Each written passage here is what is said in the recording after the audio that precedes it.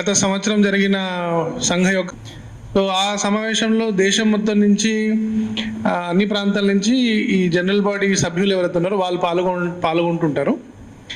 అక్కడ జరిగే చర్చలు, దాని తర్వాత అక్కడ జరిగిన రెజల్యూషన్స్, తీర్మానాలు ఏవైతే ఉన్నాయో దాని గురించి కూడా ఇక్కడ మనం ప్రస్తావన చేయడం జరుగుతుంది. ముఖ్యంగా అఖిల భారతీయ స్వరూపం ఒకటి, ఆర్ఎస్ఎస్ యొక్క అఖిల భారతీయ స్వరూపము, రెజల్యూషన్స్, తీర్మానాలు, అట్లాగే మన ప్రాంతంలో తెలంగాణలో జరుగుతున్న యోజన అండ్ దాని యొక్క సమీక్ష, దానికి సంబంధించిన విషయాలు ఇక్కడ ఇవాళ ప్రస్తావన చేస్తారు. దాంతోపాటు మీకు ఏమైనా సంఘ పని గురించి ఏమైనా సందేహాలు మీకు ఏమైనా ఉంటే కూడా మీరు అడగవచ్చు. ఈ సమావేశాన్ని నిర్వహించడానికి శ్రీ కాచం రమేష్ గారు వచ్చారు. శ్రీ కాచం రమేష్ జీ పరకాలలో వారి నివాసము, అక్కడ వ్యాపారం చేస్తుంటారు వారు. అనేక సంవత్సరాలు ఆర్ఎస్ఎస్లో ప్రచారక అనే ఒక వ్యవస్థ ఉంటుంది, ఫుల్ టైం ఆర్ఎస్ఎస్లో పనిచేశారు వారు, విభాగ ప్రచారకగా పనిచేశారు. దాని తర్వాత ఇప్పుడు గృహస్థ జీవనం, తర్వాత ఇప్పుడు ఈ వ్యాపారం చేస్తూ అత్యధిక సమయం ఆర్ఎస్ఎస్ యొక్క పని కోసం, సంఘ పని కొరకు వారు వెచ్చిస్తున్నారు. వారు మా సంఘ దృష్ట్యా మన ప్రాంత కార్యవాహ అంటాం. ప్రాంత కార్యవాహ అంటే స్టేట్ సెక్రటరీ, ఆ బాధ్యతను వారు నిర్వహిస్తున్నారు. నా పేరు నడింపల్లి ఆయుష్. నేను ఆర్ఎస్ఎస్లో ప్రాంత ప్రచార ప్రముఖ్, మీడియా రిలేషన్స్ ఇన్ఛార్జ్గా నేను వ్యవహరిస్తుంటాను. మనకి ఇక్కడ ఆర్ఎస్ఎస్ యొక్క ప్రాంత ప్రచారకులు శ్రీ దేవేందర్జీ కూడా ఉన్నారు, వెనకాల కూర్చున్నారు.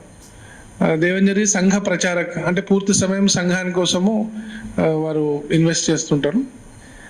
వారు కూడా ఈ సమావేశంలో ఉన్నారు మనతో పాటు. ఈ సమావేశాన్ని ముందుగా శ్రీ కాచం రమేష్ గారు ప్రస్తావన చేస్తారు. దాని తర్వాత మీరు ఏమైనా ప్రశ్నలు ఉంటే మీరు అడగవచ్చు. తెలంగాణ ప్రాంత ప్రచార ప్రముఖులు శ్రీ ఆయుష్ గారు, ప్రాంత ప్రచారకులు శ్రీ దేవేందర్ గారు. రాష్ట్రీయ స్వయం సేవక సంఘం ప్రతి సంవత్సరం మార్చి నెలలో అఖిల భారత ప్రతినిధి సభ నిర్వహిస్తూ ఉంటుంది. దేశవ్యాప్తంగా అన్ని ప్రాంతాల కమిటీలు, ఎలక్టెడ్ ప్రతినిధులు, వీళ్ళందరితో పాటు దేశంలో ఉన్నటువంటి ప్రముఖ సంస్థల యొక్క ముఖ్యమైనటువంటి అఖిల భారత బృందము, వీరందరితో వార్షిక సమీక్ష, సంవత్సర సమీక్ష మొత్తం కూడా చేయడానికి ఈ సమావేశాలు ప్రతి సంవత్సరం నిర్వహిస్తుంటాం. సాధారణంగా మార్చి మాసంలో నిర్వహించేటువంటి ఈ సమావేశాలు గత సంవత్సరము బెంగళూరులో జరగవలసి ఉండింది. కానీ కోవిడ్ కారణంగా అప్పుడు మధ్యలోనే రద్దయిపోయి సమావేశము జరగలేదు. దాని తర్వాత మళ్ళీ ఈ సంవత్సరం 19-22 రోజుల పాటు బెంగళూరులో జరిగినాయి. వాస్తవానికి ప్రతి 3 సంవత్సరాలకు ఒకసారి నాగపూర్లో ఈ సమావేశాలు జరుగుతుంటాయి. కానీ మహారాష్ట్రలో ప్రబలినటువంటి కరోనా కారణంగా కోవిడ్ నియమాలను దృష్టిలో పెట్టుకొని బెంగళూరులో పరిమిత సంఖ్యలో, లిమిటెడ్ నెంబర్ తోటి ఈ సమావేశాలు పూర్తి చేశారు.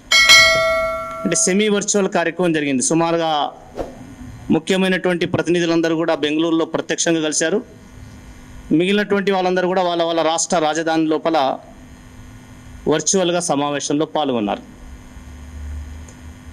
ఈ సమావేశంలో దేశం మొత్తం నుండి, కాశ్మీర్ నుండి కన్యాకుమారి వరకు, ఇటు చివర గుజరాత్ నుండి అటువైపు మణిపూర్ వరకు ఉండేటువంటి అన్ని ప్రాంత కమిటీలు పాల్గొన్నాయి.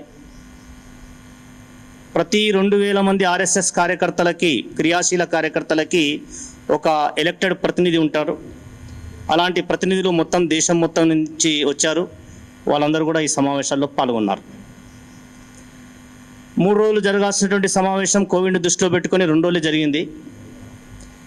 ఈ సమావేశంలో ముఖ్యంగా 2 తీర్మానాలు అక్కడ చేయడం జరిగింది. అందులో మొట్టమొదటిది మనందరికీ తెలుసు, గత సంవత్సరము సుప్రీంకోర్టు వర్డిక్ట్ తర్వాత శ్రీరామ జన్మభూమి తీర్థక్షేత్ర న్యాస్ ఏర్పాటు చేసి ఆగస్టు 5వ తేదీ నాడు అక్కడ మందిర నిర్మాణ పనులు మాననీయ ప్రధానమంత్రి గారు, మాననీయ ఆర్ఎస్ఎస్ సరసంఘ చాలక్ గారు, ప్రముఖ స్వామీజీలు పరిమిత సంఖ్యలో దాన్ని ప్రారంభించారు. కనుక దీన్ని పురస్కరించుకొని దేశవ్యాప్తంగా నిధి సమర్పణ కార్యక్రమాన్ని తీర్థక్షేత్రం ట్రస్ట్ పిలిపించింది. తీర్థక్షేత్ర ట్రస్ట్ పిలుపు దేశంలో ఉన్నటువంటి రామభక్తులందరికీ చెప్పింది. దాంతోపాటు విశ్వ హిందూ పరిషత్తు ఆర్ఎస్ఎస్ కార్యకర్తలను కూడా ఆహ్వానించగా దేశవ్యాప్తంగా ఉన్నటువంటి ఆర్ఎస్ఎస్ కార్యకర్తలందరూ కూడా దీంట్లో పాల్గొన్నారు. కనుక ఈ సందర్భంగా జరిగినటువంటి మొత్తం యొక్క ఈ క్రమాన్ని ప్రతినిధి సభ అభినందించింది. దేశవ్యాప్తంగా జరిగినటువంటి ఈ నిధి సమర్పణ కార్యక్రమం నభూతో అనే పద్ధతిలో ప్రపంచంలోనే ఒక గొప్ప కార్యక్రమం కింద భారతదేశ చరిత్రలో సువర్ణ అక్షరాలతో రాయదగినటువంటి ఒక కార్యక్రమం కింద ప్రతినిధి సభ భావించింది. భారతదేశం యొక్క జాతీయ ఏకత్వాన్ని, అంతర్నిహితమై ఉన్నటువంటి ఆధ్యాత్మిక శక్తిని, దేశ ప్రజల సంఘటనా భావాన్ని, కులాలకు, మతాలకు, ప్రాంతాలకు, భాషలకు అన్నిటికీ అతీతంగా ప్రజల యొక్క స్పందన చూసినట్లయితే ఒక అద్భుతమైన పద్ధతిలో ఉందని చెప్పి ప్రతినిధి సభ దీన్ని వర్ణించింది. కనుక దీంట్లో పాల్గొన్నటువంటి రామభక్తులందరినీ అభినందించి భవిష్యత్తులో జరగాల్సినటువంటి కార్యక్రమం గురించినటువంటి దాంట్లో ముందుకు వెళ్ళాలని చెప్పి ప్రతినిధి సభ కోరుకున్నది. అలాగే రెండవ తీర్మానము సుమారుగా ఒక సంవత్సరం పాటుగా యావత్ ప్రపంచాన్ని వణికిస్తున్నటువంటి కరోనా మహమ్మారి భారతదేశంలో కూడా సంవత్సరం పాటు అనేక రకాలుగా ఇబ్బందులకు గురి చేస్తుంది, మనందరికీ తెలుసు. కనుక ఈ సందర్భంగా ప్రపంచమంతా అతలాకుతలమవుతున్నప్పటికీ కూడా ఇంత జనాభా ఉన్నటువంటి భారతదేశంలో దీనిని సమర్థవంతంగా ఎదుర్కోవడం లోపల ఇక్కడ ఉన్నటువంటి ప్రజల యొక్క సంకల్ప బలం కావచ్చు, లేకపోతే దీన్ని ఎదుర్కోవడంలో అనేక మంది ముందు నిలబడినటువంటి ఫ్రంట్ వారియర్స్ వాళ్ళు కావచ్చు, ప్రభుత్వ విధానాలు కావచ్చు, వీటన్నిటి కారణంగా తక్కువ మరణాల రేటుతోటి ప్రమాదం ఎలాగుంది, ప్రమాదాన్ని మనం ఏం చేయలేం, కానీ దానిని అతి తక్కువ సమస్యగా సమస్యను తగ్గించి ఎదుర్కొన్నటువంటి తీరు చాలా గొప్పదని చెప్పి ప్రతినిధి సభ భావించింది. అంత మాత్రమే కాదు, మనం అనేక ఇబ్బందుల్లో ఉన్నప్పటికీ ఆనాడు హైడ్రోజన్ క్లోరోక్విన్ నుండి మొదలుపెట్టినట్లయితే నిన్నటి వ్యాక్సిన్ వరకు ప్రపంచానికి మనం అందజేశాం. కొన్ని దేశాలు వైరస్ను వదిలిపెట్టాయి, కొన్ని దేశాలు తమ గురించి తాము మాత్రమే ఆలోచించుకున్నాయి. కానీ భారతదేశం మాత్రమే ఇలాంటి విపత్కర పరిస్థితుల్లో కూడా తనను తాను రక్షించుకుంటూ కూడా ప్రపంచంలోని 71 దేశాలకి కావాల్సినటువంటి సహాయాన్ని అందించడం అనేటువంటిది వసుదైవ కుటుంబకం అనేటువంటి దేశం యొక్క సంస్కృతికి ఇది ఒక చిహ్నంగా మనకు కనిపిస్తున్నది.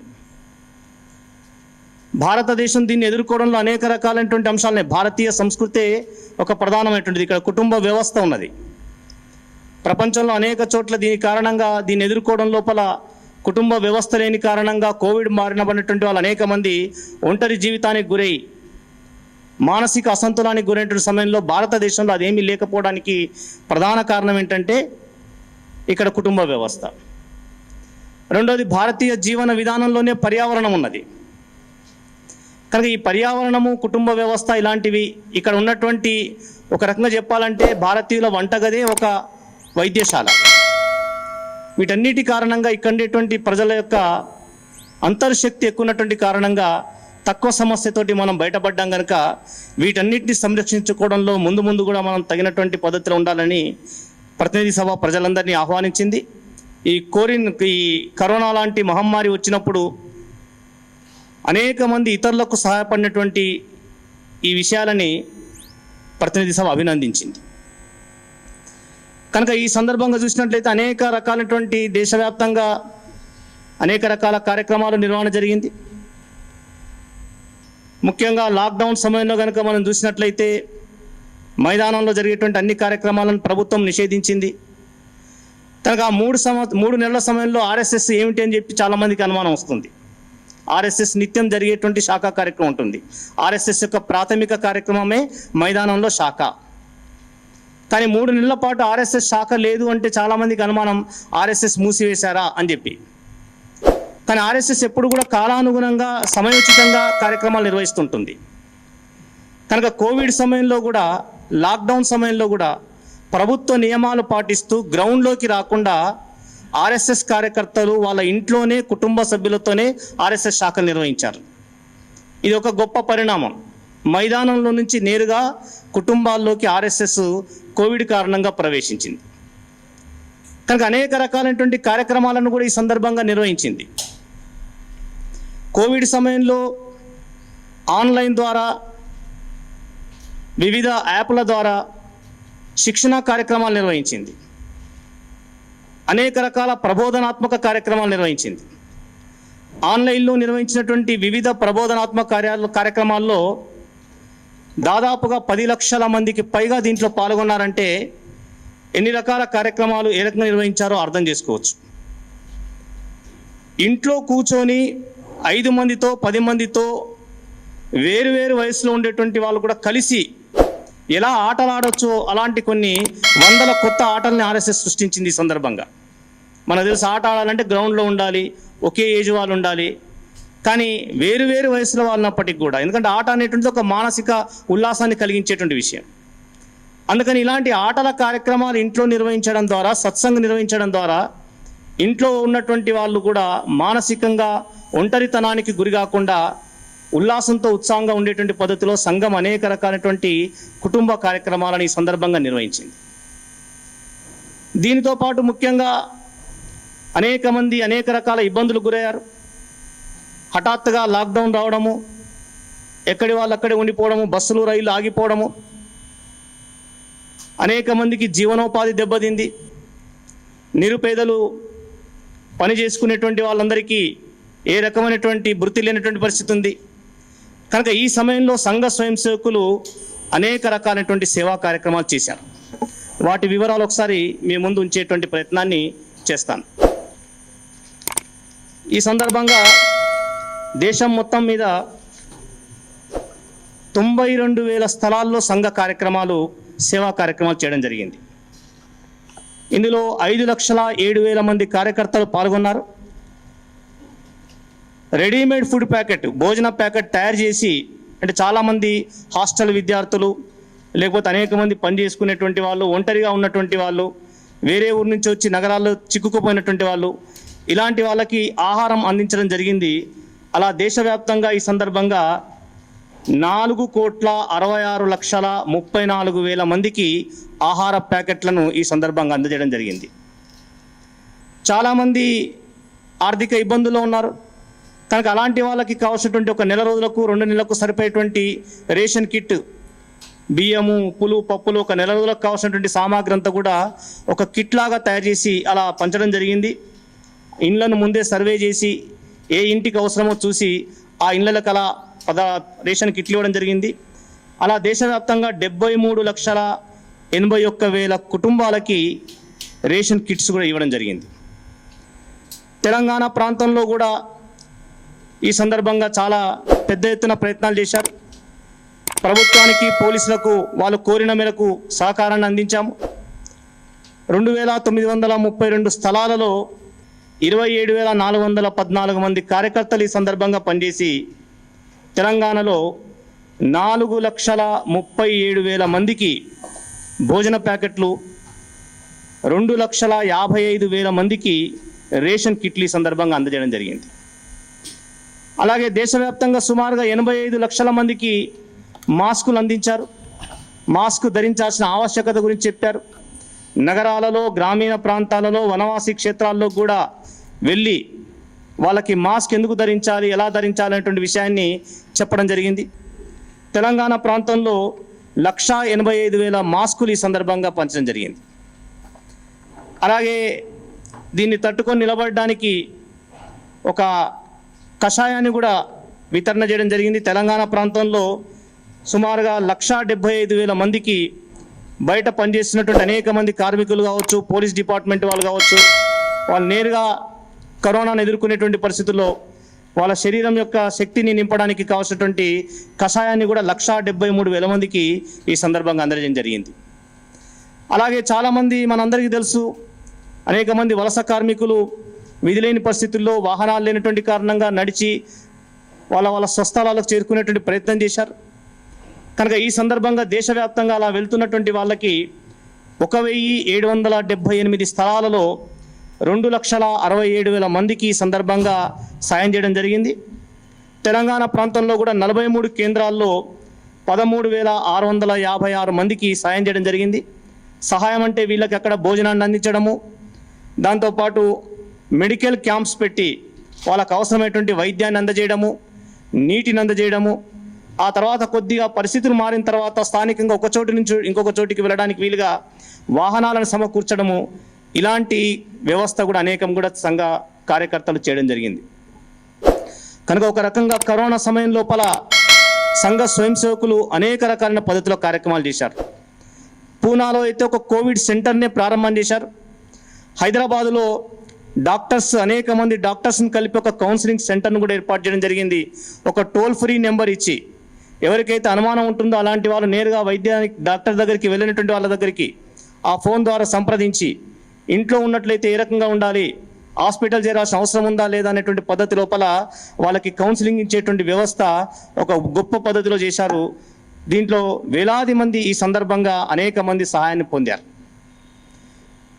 దాంతోపాటుగా కరోనా పూర్తయిన తర్వాత కూడా మిగిలినటువంటి అవసరాన్ని బట్టి కొన్ని వేరు కార్యక్రమాలు కూడా యోజన జరిగింది.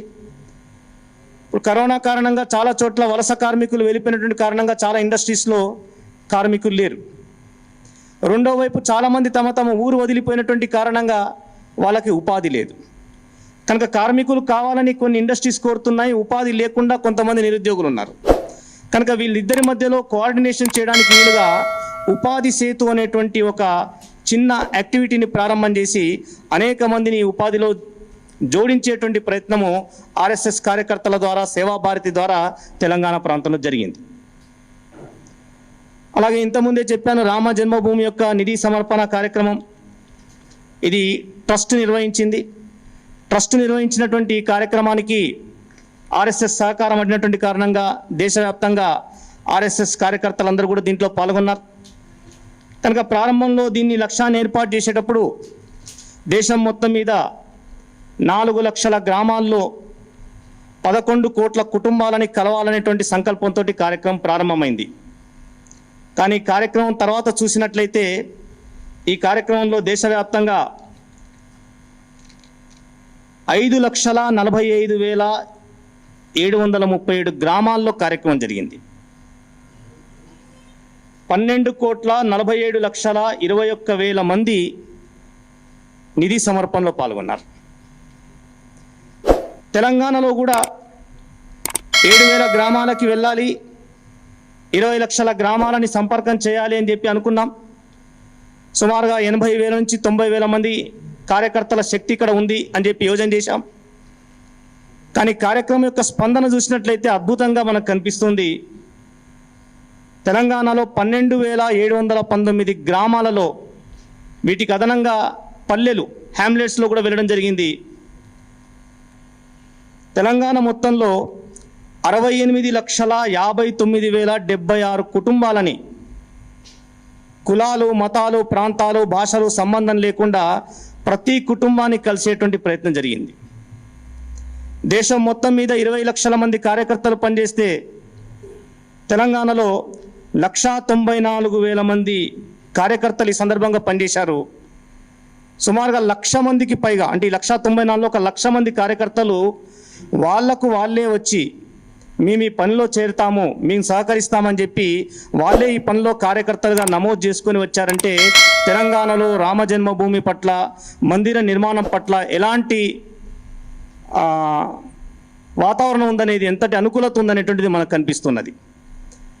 దాదాపుగా ప్రతి ఇంటి నుంచి వయసుతో సంబంధం లేకుండా, ఆబాల గోపాలము, స్త్రీ పురుష సంబంధం లేకుండా, గ్రామము నగరము అని కాకుండా, వనవాసి క్షేత్రం అని కాకుండా అన్ని ప్రాంతాల నుండి, అన్ని క్షేత్రాల నుంచి ఊహించినటువంటి పద్ధతిలో అద్భుతంగా రాముని పట్ల, రామ మందిరం పట్ల, ఈ దేశం పట్ల, ఈ సంస్కృతి పట్ల ఇక్కడ ఉండేటువంటి ప్రజలు సానుకూలత వ్యక్తం చేయడం అనేటువంటిది నిజంగా ఒక అద్భుతమైనటువంటి అంశంగా మనం భావించవచ్చు.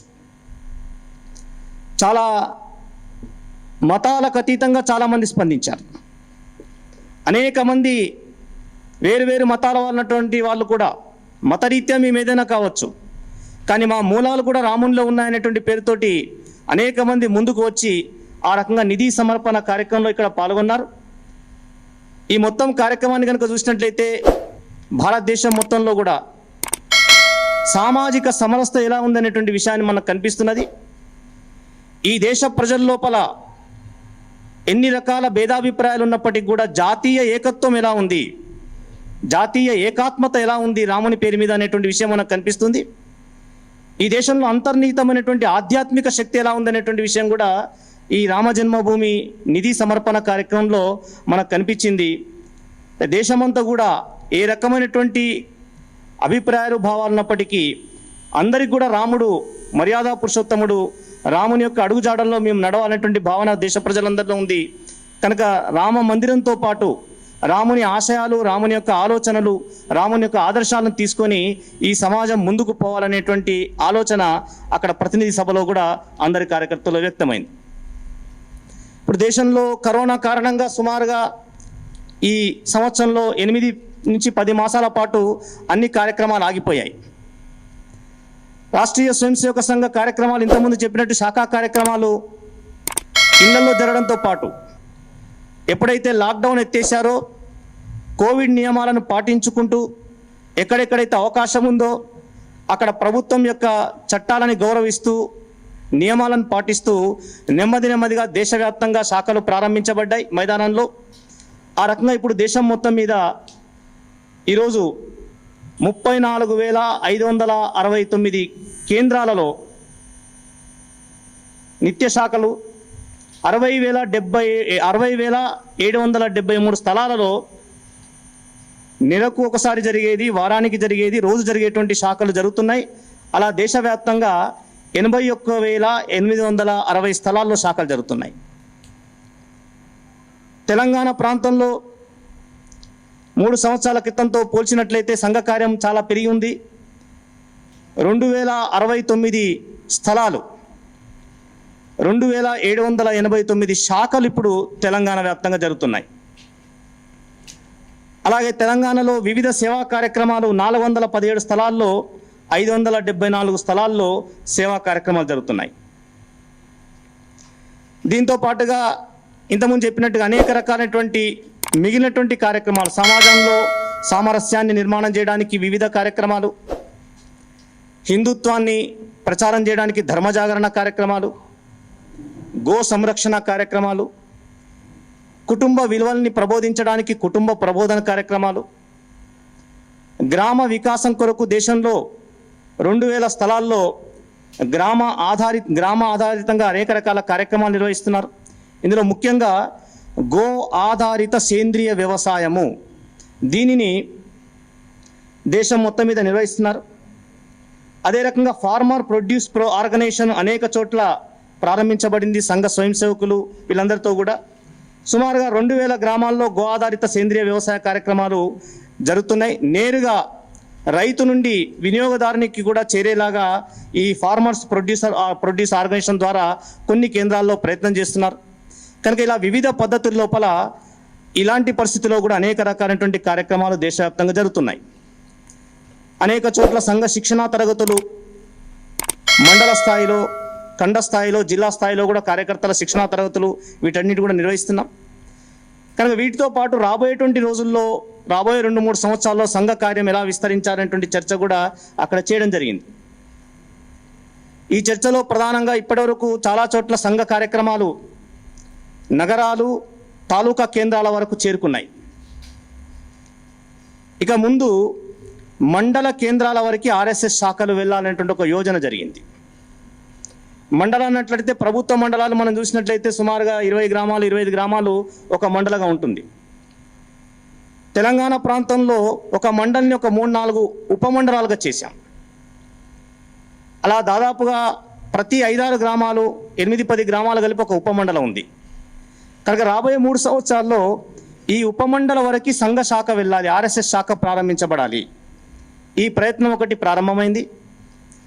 దాంతోపాటు నగరాలు, మున్సిపాలిటీసు, మెట్రో సిటీసు, కార్పొరేషన్లు ప్రతి 10,000 జనాభాను ఒక యూనిట్గా మనం లెక్కేస్తాం, బస్తీ అంటుంటాం. ఇలాంటి బస్తీల్లో ఇప్పటికీ 45% బస్తీల్లో ఆర్ఎస్ఎస్ శాఖలు నడుస్తున్నాయి. మిగిలినటువంటి 50% బస్తీలలో కూడా 55% బస్తీల్లో కూడా ఆర్ఎస్ఎస్ శాఖలు రాబోయే రోజుల్లో ప్రారంభించాలనేటువంటి ఒక ప్రయత్నము ప్రారంభం జరిగింది. కనుక ఈ 3 సంవత్సరాల్లో అంతవరకు సంఘ కార్యక్రమాలు విస్తరింపజేయాలనేటువంటి సంకల్పాన్ని స్వీకరించడం జరిగింది. దాంతోపాటు సమాజాన్ని జాగృతం చేయడానికి, సమాజాన్ని కలుపుకొని వివిధ కార్యక్రమాలు సంఘం చేస్తుంటుంది. సంఘ స్వయం సేవకులు ముందుండి సమాజం యొక్క సహాయం తీసుకొని అనేక కార్యక్రమాలు చేస్తుంటారు. అందులో భాగంగా మనం చూసినట్లయితే గో సంరక్షణ కావచ్చు, గ్రామ వికాసము, వీటితో పాటు ప్రధానంగా పర్యావరణాన్ని సంరక్షించాల్సిన అవసరం మనకు కనిపిస్తున్నది. పర్యావరణంలో ప్రధానంగా చెట్లను పెంచడం. అనేక చోట్ల సంఘ శాఖల్లో ఉండేటువంటి కార్యకర్తలు ముఖ్యంగా జూలై, ఆగస్ట్, సెప్టెంబర్ మాసాల్లో ఆ శాఖలోనే నిర్ణయం తీసుకొని తమ శాఖ పరిధిలో ఒక 10-15 చెట్లు పెంచేటువంటి కార్యక్రమం చేస్తున్నారు. రెండవది, దీంతో పాటు జల సంరక్షణ. నీరును చాలా పొదుపుగా వాడుకోవాలి. ఒకటి, నీరును నిల్వ ఉంచుకోవడమే ప్రధానమైనటువంటిది. కనుక నీరు దుర్వినియోగం ఎక్కడ అవుతుంది, ఎందుకు అవుతుంది, కనుక సంఘ స్వయం సేవకులు అనేక చోట్ల వివిధ కార్యక్రమాల్లో నీటిని సంరక్షణ ఎట్లా చేయాలి, నీటి అవసరం ఏంటనేటువంటిది అనేక రకాల ప్రబోధన కార్యక్రమాలు చేస్తున్నారు. దాంతోపాటు ముఖ్యంగా ఇవాళ సమాజంలో పెద్ద ఇబ్బంది కలిగిస్తున్నది పర్యావరణానికి ప్లాస్టిక్. అందుకని ప్లాస్టిక్ ముక్త సమాజ నిర్మాణం కావాలి.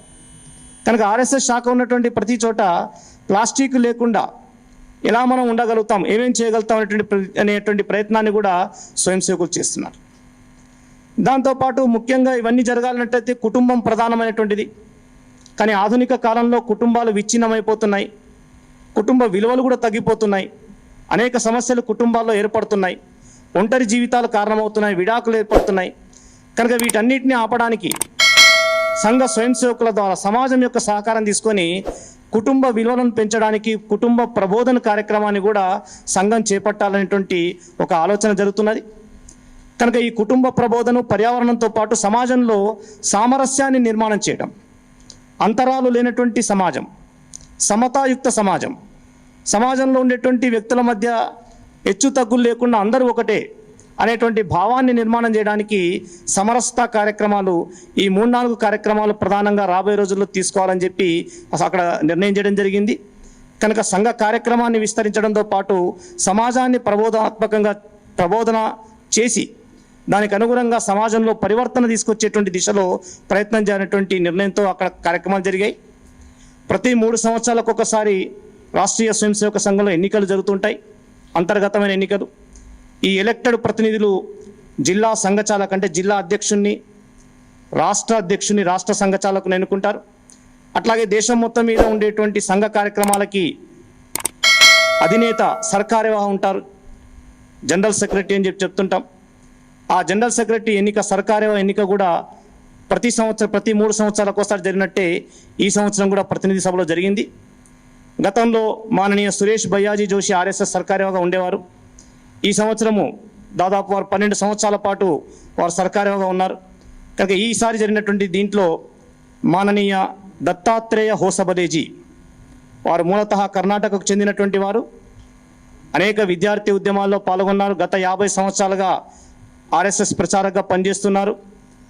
అనేక భాషల్లో వారికి ప్రావీణ్యత ఉంది, మేధావి, అనేక రకాల ఉద్యమాల్లో పాల్గొన్నటువంటి వారు. శ్రీ దత్తాత్రేయ హోసబలే గారు నూతన జనరల్ సెక్రటరీగా సర్కార్యవాహగా ఎన్నుకయ్యారు.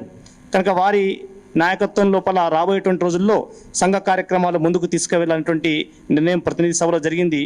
ఈ రకంగా 2 రోజుల పాటు జరిగినటువంటి సభల యొక్క విశేషాలని మేము ముందుంచే ప్రయత్నం చేశాను. దీనికి సంబంధించి మీరు ఏదైనా ప్రశ్నించదలుచుకున్నట్లయితే ప్రశ్నించవచ్చు. అలాగే ఒక్క నిమిషం అండి. అలాగే దక్షిణ క్షేత్రం, దేశం మొత్తం 11 క్షేత్రాలుగా ఉంది. ఈ 11 క్షేత్రాల్లో దక్షిణ మధ్య క్షేత్రం ఒకటి, అంటే 2 తెలుగు ప్రాంతాలు కర్ణాటక కలిపి దక్షిణ మధ్య క్షేత్రం ఉంటుంది.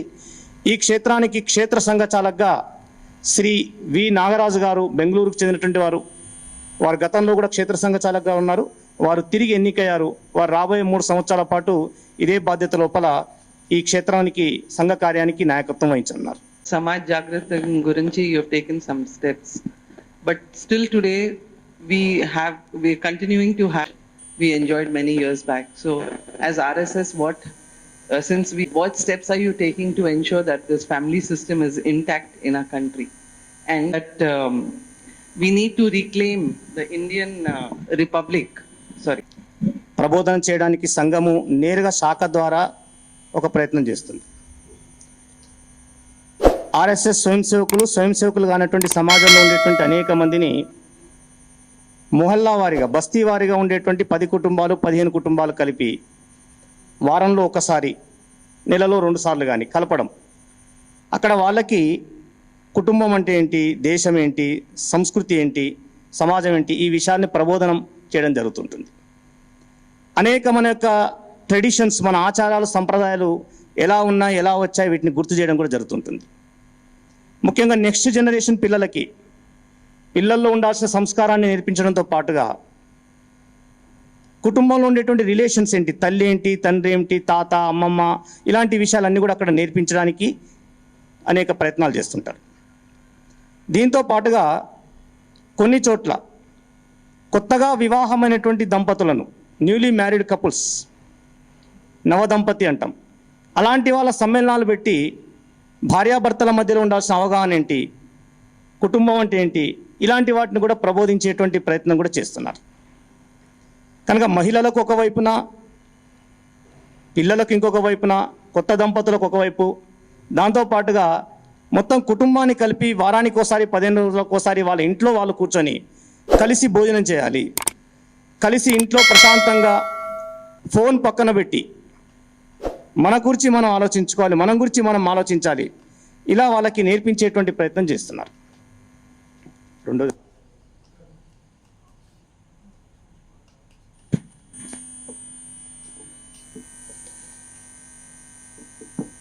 రాష్ట్రీయ స్వయం సేవక సంఘం ఇంతవరకు ఎప్పుడు కూడా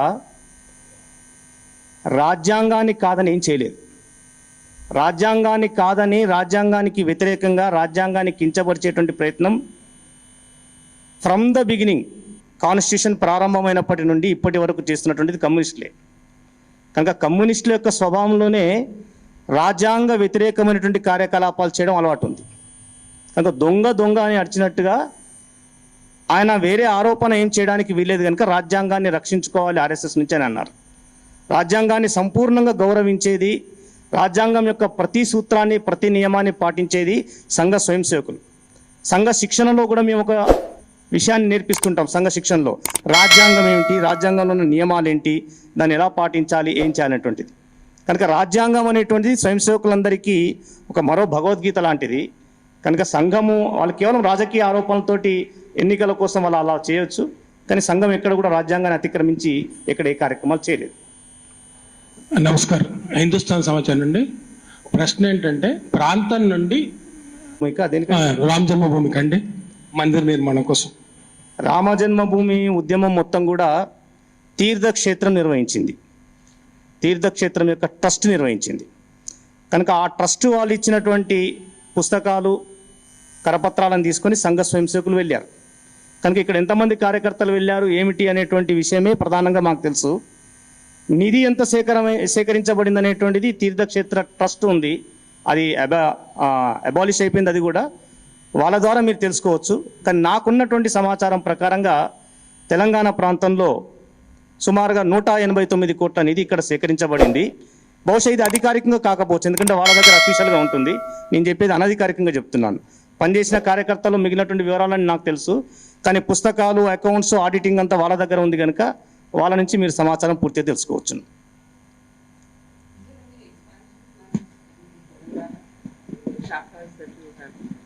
If so, what is the number? ప్రారంభంలోనే మీకు చెప్పానండి, Sorry. ఉపమండల వరకు సంఘ శాఖను వెళ్ళడానికి ప్రయత్నం చేస్తున్నాం. సుమారుగా 2 సంవత్సరాల క్రితము కేవలం 1900 గ్రామాల్లో 1900 శాఖలు మాత్రమే ఆర్ఎస్ఎస్ నిర్వహిస్తుండేది. కోవిడ్ కన్నా ముందు 3400 వరకు మేము వెళ్ళాము. కోవిడ్ కారణంగా కొద్దిగా మధ్యలో గ్యాప్తో ఇంటింటి శాఖలు నిర్వహించాము. ఇప్పుడు తిరిగి మళ్ళీ అంతవరకు వెళ్ళడానికి క్లస్టర్ విలేజ్ ప్రతి 4-5 గ్రామాలకు కలిపి ఒక ఉపమండలం అంటున్నాం, అంతవరకు విస్తరించడానికి, ప్రతి నగరంలో ఉండేటువంటి 10,000 జనాభా వరకు విస్తరించడానికి రాబోయే 3 సంవత్సరాలకు ప్లానింగ్ ఉంది. నిధి సేకరణ సమయంలో స్వయం సేవకుల మీద అని అనడానికి లేదు, రామభక్తుల మీద దాడి జరిగింది. రామభక్తులే అక్కడ వెళ్ళారు, ఆర్ఎస్ఎస్ స్వయం సేవకులని కాదు, రామభక్తుల మీద దాడి జరిగింది. సమాజమే సంరక్షించింది, దానికి ప్రత్యేకంగా వేరే చేయాల్సిన అవసరం లేదు. చట్టబద్ధంగా ఏమేమి చర్యలు తీసుకోవాలో ఆ చర్యల్ని ట్రస్ట్ కార్యకర్తలు, అక్కడి కార్యకర్తలు చేశారు. అలా దాడులు జరిగినట్టుగా అయితే ప్రత్యేకంగా ఏం లేదు. కానీ రాజకీయ కారణంగా అక్కడక్కడ మాటల యుద్ధాలు ఇలాంటివి జరిగాయి. ఎక్కడైతే అలా జరిగిందో అక్కడ సమాజం రక్షించింది, చట్టబద్ధంగా చేయాల్సిన చర్యలకు వెళ్ళాం.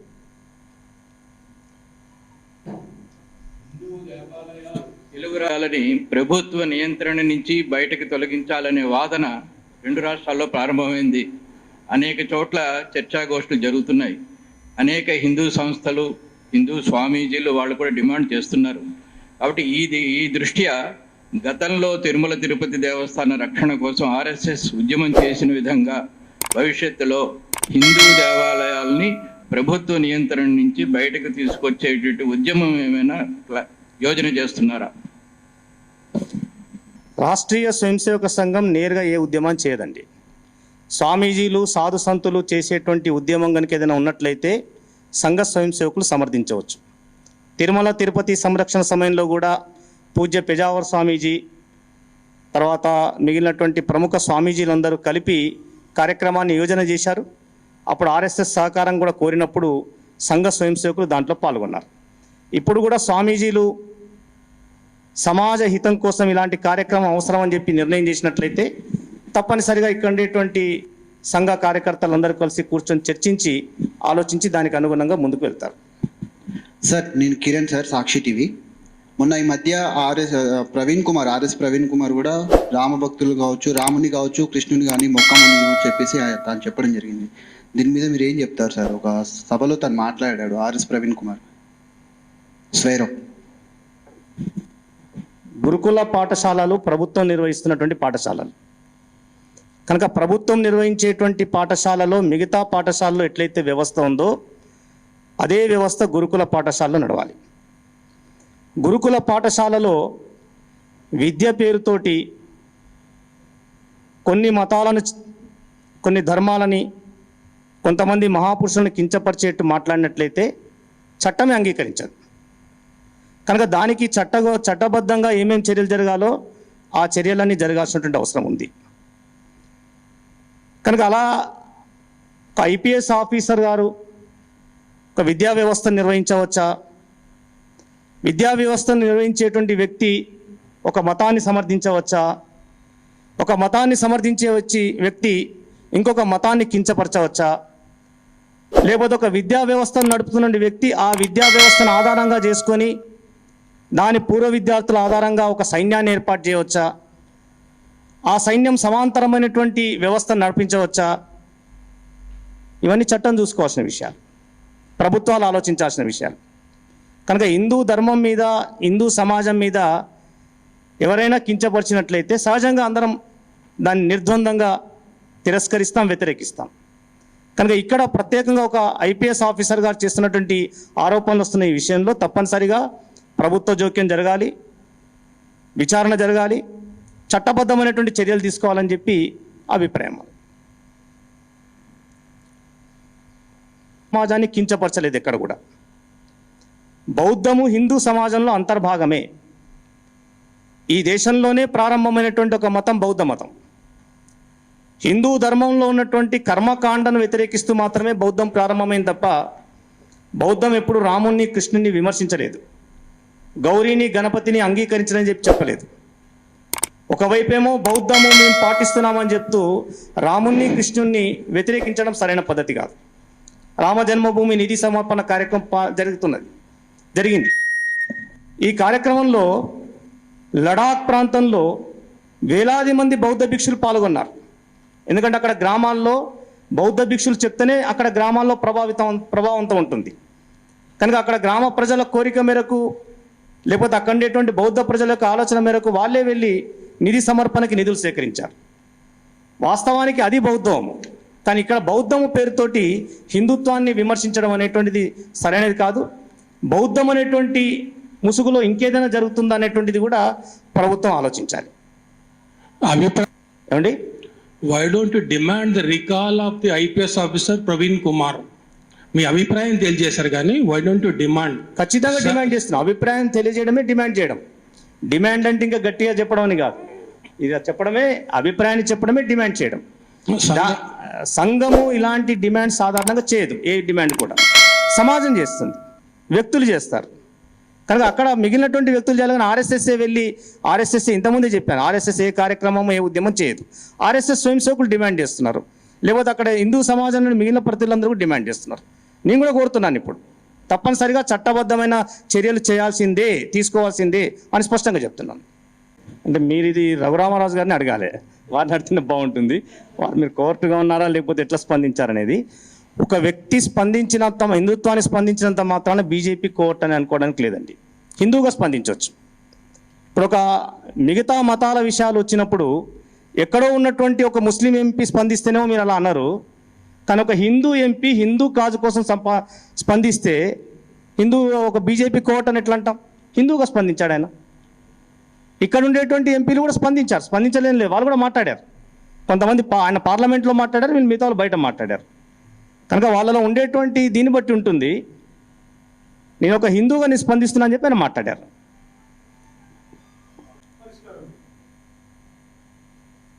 ఇది కూడా వాళ్ళనే అడగాలి మీరు, ఎందుకంటే ఇది రాజకీయమైనటువంటి విషయం. వాళ్ళకి ఏది రాజకీయమైనటువంటి లాభం ఉంటుందో దాన్ని మాట్లాడతారు.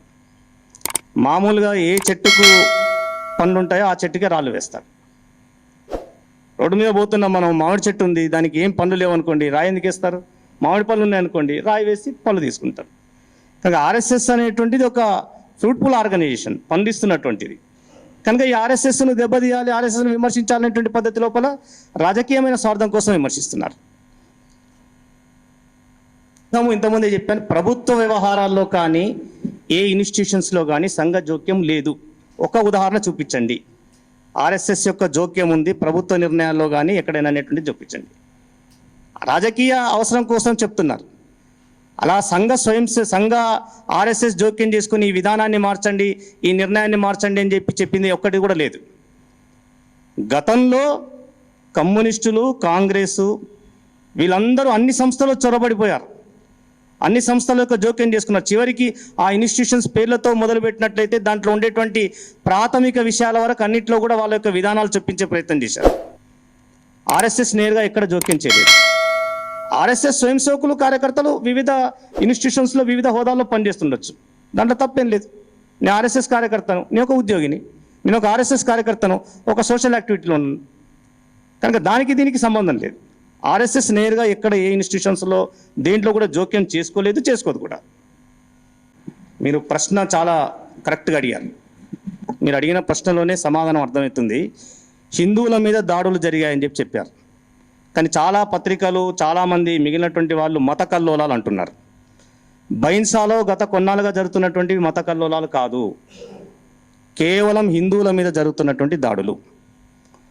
కనుక అక్కడ హిందూ సమాజాన్ని రక్షించాలి అనేటువంటిది గతంలో కూడా మనం డిమాండ్ చేశాం.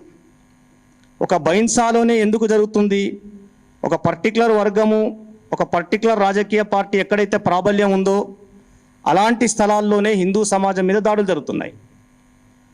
కనుక ఇది హిందువుల మీద పనిగట్టుకొని జరుగుతున్నటువంటి ప్రయత్నం.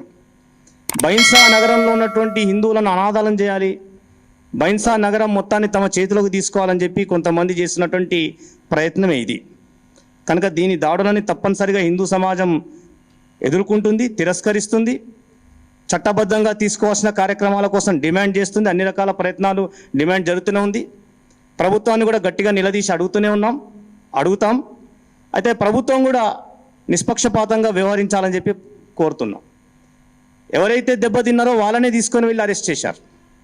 హిందువుల మీదనే దెబ్బతీస్తున్నారు, హిందువులని అరెస్ట్ చేస్తున్నారు. ఆస్తి నష్టం కూడా హిందువులకే జరిగింది. కనుక ఈ విషయం లోపల ప్రభుత్వము, పోలీస్ శాఖ అందరూ కూడా చట్టబద్ధంగా వ్యవహరించాలని చెప్పి అక్కడ విశ్వ హిందూ పరిషత్ కావచ్చు, అనేక హిందూ సంఘాల నాయకులు, మిగిలినటువంటి వాళ్ళందరూ కూడా హిందూ వాహిని, మిగతా కార్యకర్తలందరూ డిమాండ్ చేశారు. అదే డిమాండ్ మేము మళ్ళీ పునరుద్ఘాటిస్తున్నాం.